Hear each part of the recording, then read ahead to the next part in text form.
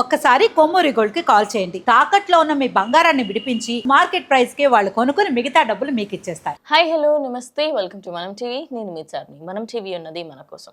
ప్రతి నిమిషం ప్రతి ఘడియ మన కోసం శ్రమించే పోలీసులను గౌరవిద్దాం. నాంపల్లిలో ఒక ఘోర యాక్సిడెంట్ అయితే జరిగింది. ఇక యాక్సిడెంట్లో 5గురు చనిపోయినట్టుగా అయితే తెలిసింది. అసలు అక్కడ ఏమైంది, దానికి సంబంధించి కంప్లీట్ డీటెయిల్స్ ఇచ్చే ప్రయత్నం చేస్తాను. సో నాంపల్లిలోని బజాజ్ అనే ఒక ఫర్నిచర్కి సంబంధించిన దాని దగ్గర అయితే ఈ యాక్సిడెంట్ జరిగింది. ఆ కింద ఫర్నిచర్ దగ్గర ఫైర్ అంటుకోవడంతో అక్కడ చిక్కుకున్న 2 చిన్నారులు అక్కడ మొత్తం ఆ మంటల్లో చెలరేగిపోయి అక్కడికక్కడే మరణించడం జరిగింది. ఇక దాని తర్వాత అందులో నిజానికి అక్కడికి ఫైర్ సిబ్బంది కానీ ప్రతి ఒక్కరూ తొందరగా వచ్చినప్పటికీ కూడా అక్కడ ఫర్నిచర్ ఎక్కువగా ఉండడం, మెయిన్లీ కొన్ని విజువల్స్లలో మనం చూస్తే అక్కడ ఉన్న ఫర్నిచర్ ఏదైతే ఉందో ఆ ఫర్నిచర్ వల్లనే ఇదంతా జరిగిందని, ఆ ఫర్నిచర్ని తప్పించి అక్కడ నుంచి బయటకు రావడమే చాలా చాలా కష్టంగా ఉంటుందని చెప్పేసి కూడా అన్నారు.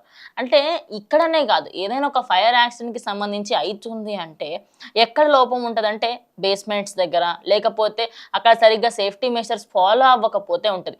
మనం పెద్ద పెద్ద మార్ట్స్లలో కూడా చూస్తున్నాం. అంటే ఎక్కడో ఒక్క దగ్గర ఒక థర్డ్ ఫ్లోర్ ఎక్కడో ఒక చిన్న ఫైర్ది ఏదైతే అలామ్స్ ఉంటాయి అవి ఉంటాయి తప్ప కంప్లీట్గా ఏది ఉండదు.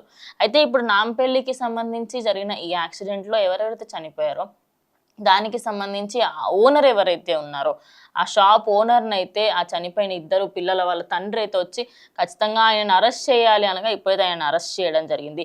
ఆయన అరెస్ట్ చేసి అక్కడ ఎక్కడ ప్రాబ్లం ఉందంటే మీరు ముందస్తుగా ఎందుకు చూసుకోలేకపోయారు, ఇలాంటి ప్రాబ్లమ్స్ అన్ని రాకుండా చూసుకోవాల్సిన బాధ్యత ఒక ఓనర్గా మీకు ఉంటుంది కదా.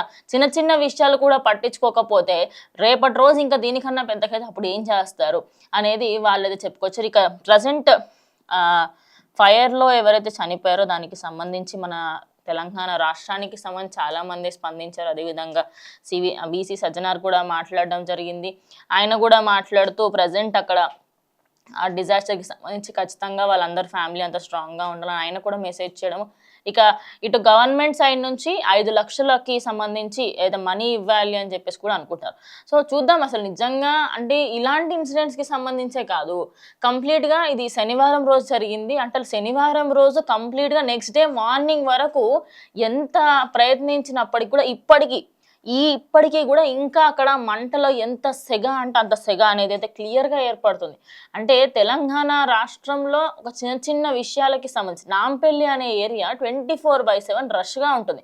అలాంటి ఏరియాలో ఎంత సేఫ్టీ మెజర్స్ ఫాలో అవ్వాలి, మరి ఈ యాజమాన్యం ఎందుకు పట్టించుకోలేదు? అక్కడ అదే ఆయనతో ఆ చిన్నారులతో పాటు ఇంకో 3 కూడా చనిపోవడం జరిగింది. ఇక వాళ్ళ ఫ్యామిలీస్ అందరికీ కూడా గవర్నమెంట్ సైడ్ నుంచి 5 లక్షల పాటు 5 లక్షల మనీ ఇస్తాము అంటున్నారు. చూద్దాం మరి నిజంగా ఇస్తారా ఇవ్వరా అనేది. ఇంకోటి ఏంటంటే జస్ట్ ఇన్ఫర్మేషన్, కొద్ది రోజుల పాటు ఒక 2-3 డేస్ వరకు నాంపల్లి ఎగ్జిబిషన్కి సంబంధించి కూడా నాంపల్లి ఎగ్జిబిషన్లో ఆ ఏరియా కొంచెం దగ్గరలో జరిగిందని చెప్పి నాంపల్లి ఎగ్జిబిషన్కి సంబంధించి దాన్ని కూడా క్లోజ్ చేయడం జరిగింది. ఆ రోజు మెట్రోస్కి సంబంధించి కూడా చాలా రష్ ఉండే అని చెప్పేసి కూడా చెప్పారు. సో ఎవరెవరైతే ఇప్పుడు నాంపల్లికి సంబంధించి ఎగ్జిబిషన్కి వెళ్ళాలి అనుకుంటున్న వాళ్ళు కొన్ని రోజులు ఆపుకుంటే బెటర్. బికాజ్ అక్కడికి వెళ్ళిన తర్వాత ఫర్దర్గా అంటే ఆ ఏరియాలో ఇంకెక్కడెక్కడ ఎలాంటి ప్రాబ్లమ్స్ ఉన్నాయి ఏంటనే తెలీదు. ఒకటి చిన్నగా అయినప్పుడు మనం ఒక్కసారిగా జాగ్రత్తగా ఉండడం బెటర్ అనే నేను చెప్పుకొస్తాను.